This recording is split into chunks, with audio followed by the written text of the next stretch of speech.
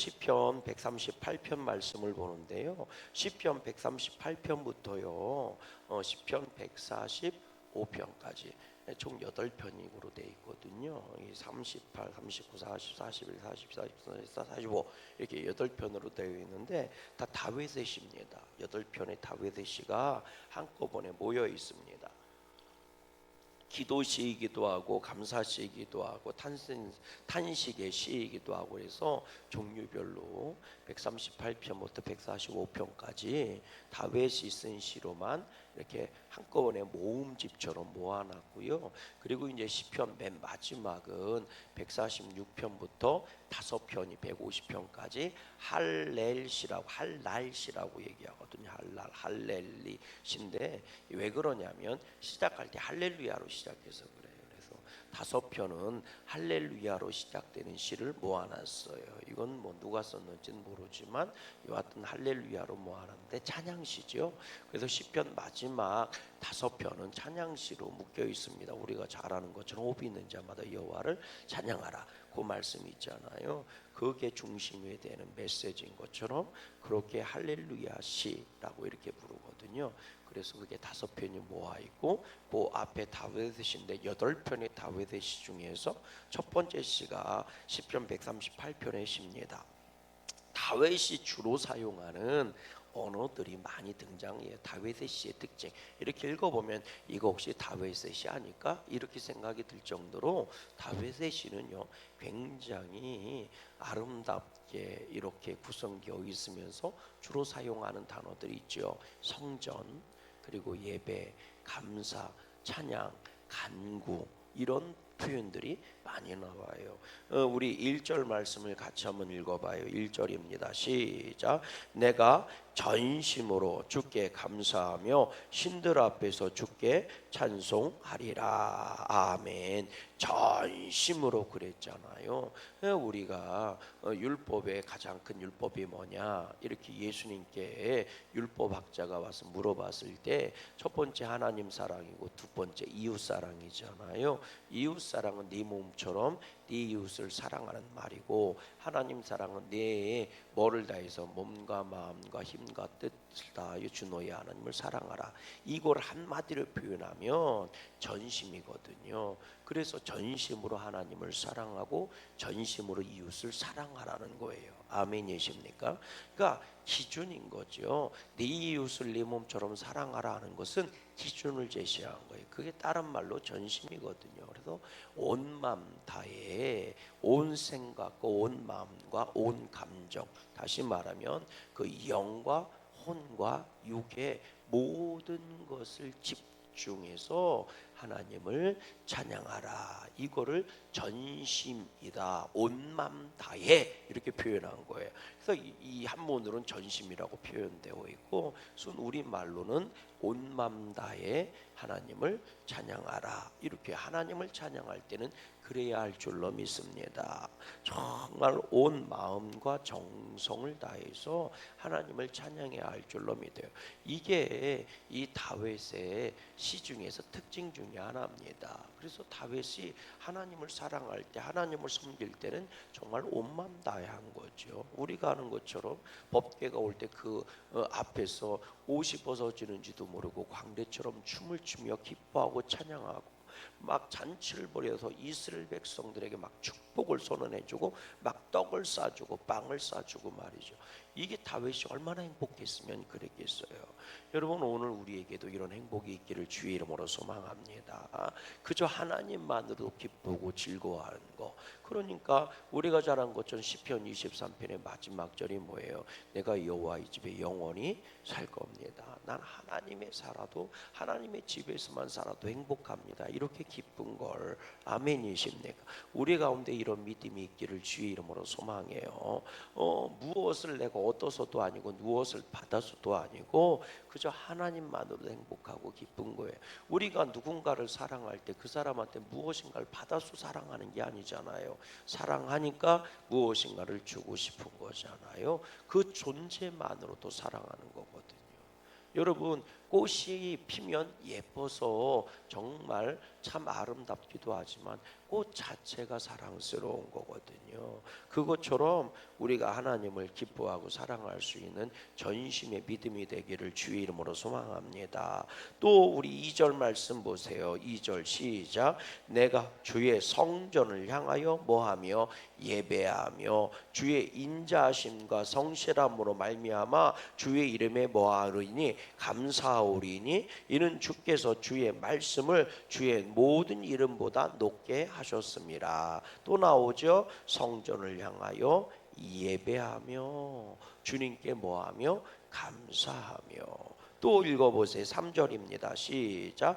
내가 뭐하는 날에 간구하는 날에 주께서 응답하시고 내 영혼에 힘을 주어 나를 강하게 하셨나이다. 아멘. 이게 특징이에요. 다윗이 하나님께 나아가는 모양은 언제나 찬양입니다. 그리고 또 주님께 나아가는 모양은 항상 성전에서 예배하는 거예요.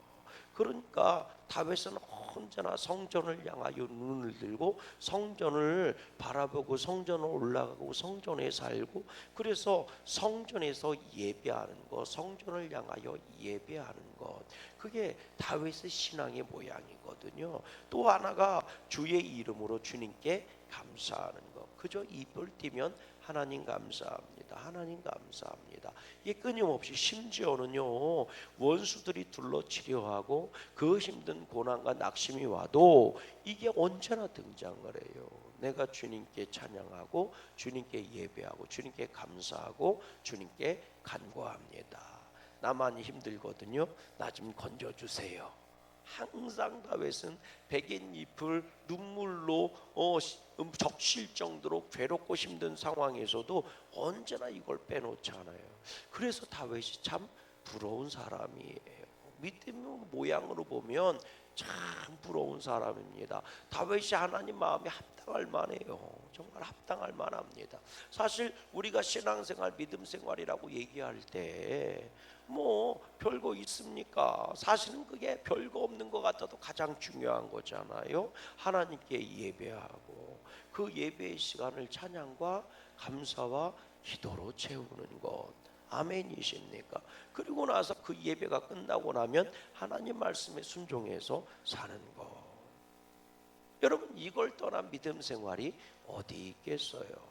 다윗이 어떻게 그렇게 하느님 마음에 합당한 사람이 될 수 있었을까? 그는 예배하는 사람이었거든요. 그는 찬양하는 사람이었거든요. 그는 기도하는 사람이었고 그는 주님 말씀에 순종하고 감사하는 사람이었거든요. 여러분, 오늘 우리들이 이거를 놓치지 않기를 주의 이름으로 소망합니다. 우리는 다윗처럼 구원의 역사가 임하기를 원하고, 우리는 다윗처럼 영화롭기를 원하고, 우리는 다윗처럼 복의 사람이 되기를 원해요. 아멘이십니까?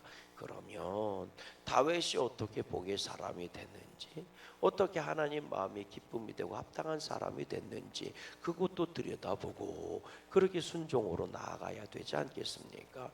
다윗이 이렇게 했더니 주님께서는 언제나 다윗에게 힘을 주어서, 내 영혼에 힘을 주어서 나를 뭐하게 하셨습니까? 강하게 하셨습니다. 내 영혼에 힘, 하나님의 능력을 주어서 나를 강하게 무엇이든지 견디고 이길 수 있게 해주셨습니다.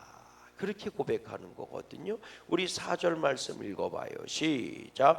여호와여, 세상의 모든 왕들이 주께 감사할 것은 그들이 주의 입의 말씀을 들음이오며 그들이 여호와의 도를 노래할 것은 여호와의 영광이 크심 이니다. 아멘. 다윗의 시의 특징 중에 하나가 또 이거죠. 내가 주님께 감사하고 예배하는 것처럼 모든 나라와 민족과 열방이 주님께 예배하고 감사하는 것이 합당합니다.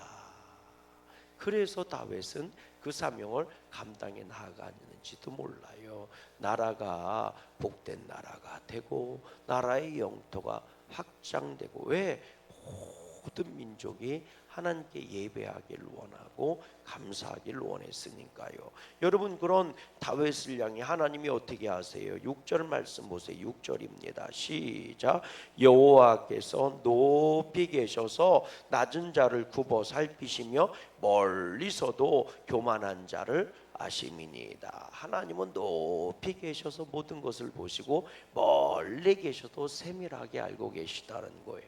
그래서 어떻게 하시느냐? 7절 말씀이잖아요. 읽어봐요. 시작. 내가 환난 중에 다닐지라도 주께서 나를 살아나게 하시고 주의 손을 펴사 내 원수들의 분노를 막으시며 주의 오른손이 나를 구원하시리로다. 아멘. 내가 환난 중에 다녀도 주님은 높은 곳에서 그것을 뭐예요? 알고 계시고 멀리 계신 것 같아도 꿰뚫어 보시기 때문에 내가 환난 중에 다닐지라도 주님은 나를 살아나게 하시고 이게 소성이거든요. 다시 살려주신다. 고목나무에 싹이 피고 그리고 마른 대지에 뭐예요? 순이 올라오는 거예요.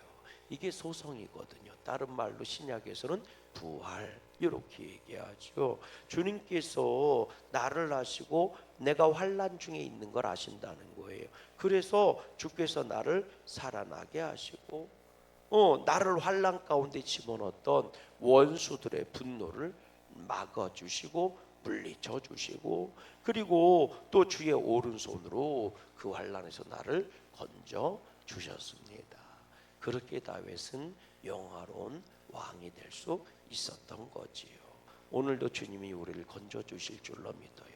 저는 원합니다. 힘들고 복잡한 이 세상 살 때 불평과 원망이 나올 때 주님이 내 영혼을 소생시켜 주셨으면 좋겠어요.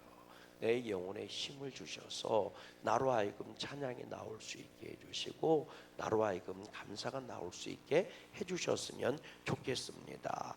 또 그 속에서도 주님은 어떻게 하셨느냐? 8절 말씀 볼래요? 시작.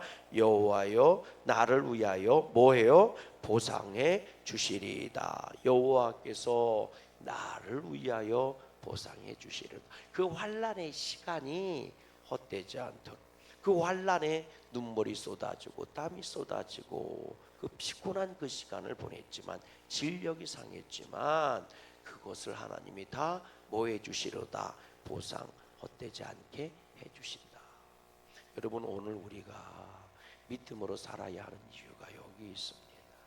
여러분 답답한 대한민국을 놓고 기도해야 하는 이유가 여기 있는 것이고 경제가 어렵다고 얘기하고 삶이 핍박하다고 삶이 말이죠 팍팍하다고 얘기해도 그 속에서 기도하고 예배하는 자들의 수고를 헛되지 않아요. 환난 중에 다닐 때 다윗이 어떻게 했을까? 그 환난 중에 있어도 하나님께 감사하고 하나님을 찬양하고 주의 성전을 향하여 예배하며 주님께 기도했는데 주님은 나에게 능력을 주시고 주님은 나를 건져 주시고 나를 내 영혼을 다시 살려내 주시고 그리고 헛되지 않도록 그 시간을 보상해 주셨습니다. 아멘. 보상해 주셨습니다. 하나님은 아십니다. 아무리 높이 계신 것 같아도 높이 계시기에 모든 것을 꿰뚫어 보실 수 있고 주님은 멀리 계신 것 같아도 모든 상황을 들여다보시는 분이기에 오늘도 나를 보상해 주실 수 있어요. 누가 그런 말 하더라고요. 하나님은 주의 이름을 부르며 흘리는 눈물 한 방울 딸 한 방울도 잊어버리시는 분이 아닙니다. 아멘이십니까? 절대로 그런 분이 아니십니다. 그래서 다윗은 고백하는 거예요. 주께서 나를 위하여 모든 것을 보상해 주셨습니다. 그러니 주여 마지막이죠. 주의 손으로 지으신 것을 버리지 마옵소서.